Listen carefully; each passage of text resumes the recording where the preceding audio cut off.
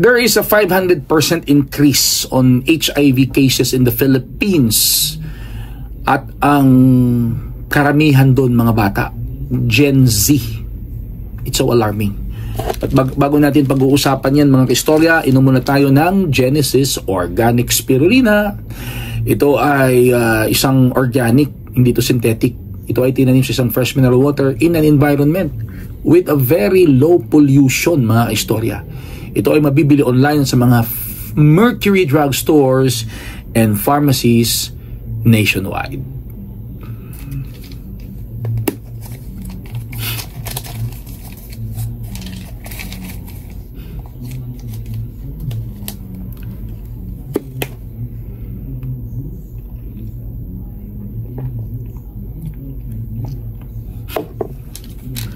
Genesis Organic Spirulina, mabibili online at sa mga Mercury Drug Stores and pharmacies nationwide, ang dekalidad na spirulina ng bayan.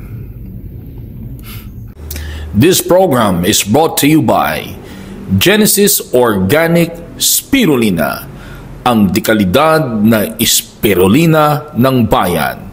Available online at sa mga Mercury Drug Stores and pharmacies nationwide. This program is brought to you by Virginia Food Incorporated, Basta Hotdog, Virginia. Velox Energy, dinhinata magpagasolina o magpakrudo sa Velox Energy.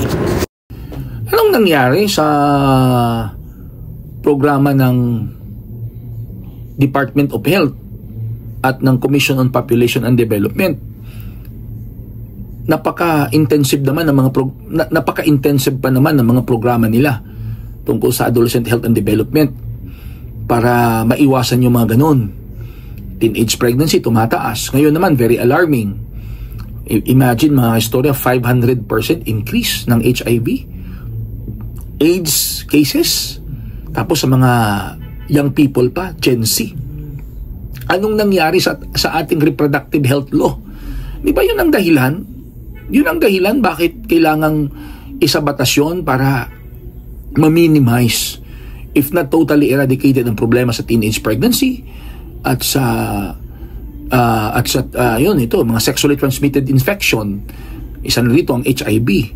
Pero anong nangyari? Gumastos tayo ng malaking halaga, ng panahon, di ba, ng talino, di ba, ng effort natin para mailunsad ang mga programang ito at para maisabatas itong reproductive health. Pero kabaligtaran sa inaasahan natin, 500% increase. Ito nakakatakot mga istorya. Bakit? HIV kasi asymptomatic eh. Asymptomatic.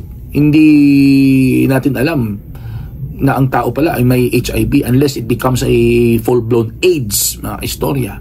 So, tapos ang iba pa, sex here, there, and everywhere pa.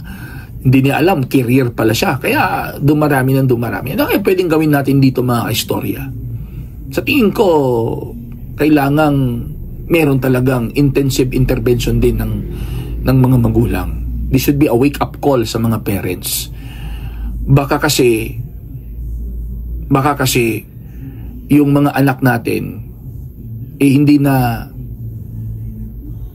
nahanap yung hinahanap nila sa isang pamilya. Kaya doon nila hinahanap sa mga kagrupo nila, sa mga kaibigan nila. No, dapat ma-aware ang parents sa problemang ito. At isa pa mga kaistorya, itong meron ding intensive intervention sa religion. Kasi dapat maturuan ang mga bata ng proper Christian and moral values.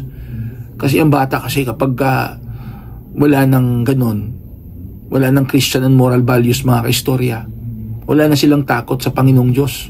Wala na. Kahit anong gusto nilang gawin, ginagawa nila. Oo. Kaya yun ang problema ngayon. Ibalik natin. Kasi kahit anong law pa yan, kahit anong mga programa pa yan, kung wala ng values ang bata, wala ng takot sa Panginoon ang bata, wala na yung tinatawag na banal na takot, wala. Yung mga naririnig nila sa mga seminar trainings, papel lang yan. Pagdating sa actual kasi, decision making yan eh.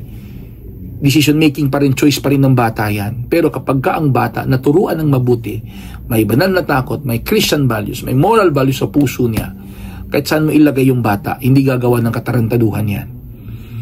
Yeah, I mean, real talk tayo mga kaistorya. Yan bang ginagawa ng mga bata? Hindi ba katarantaduhan yan? Katarantaduhan yan eh. Di ba? Pero bakit nagagawa nila? Kasi nakakalungkot bang sabihin, distorted na ang values. Ayaw sabihin ito, pero kung ganito man lang na mas dumarami ang perwisyo ng social media kaysa benepisyo, siguro panahon na i-regulate na lang siguro. 'Di ba? Kasi sa research doon kasi nagtatagpo, marami kasing mga fake information na nakukuha ang bata diyan sa social media.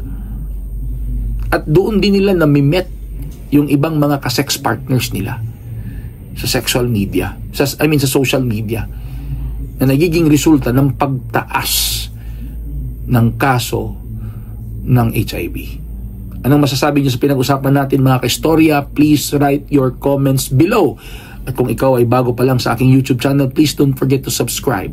At kung ikaw naman nanonood sa aking Facebook page or TikTok account, please don't forget to follow, like, comment, and share. Hanggang dito na lamang po. Maraming salamat sa inyong lahat hanggang sa susunod na content, mga kaistorya.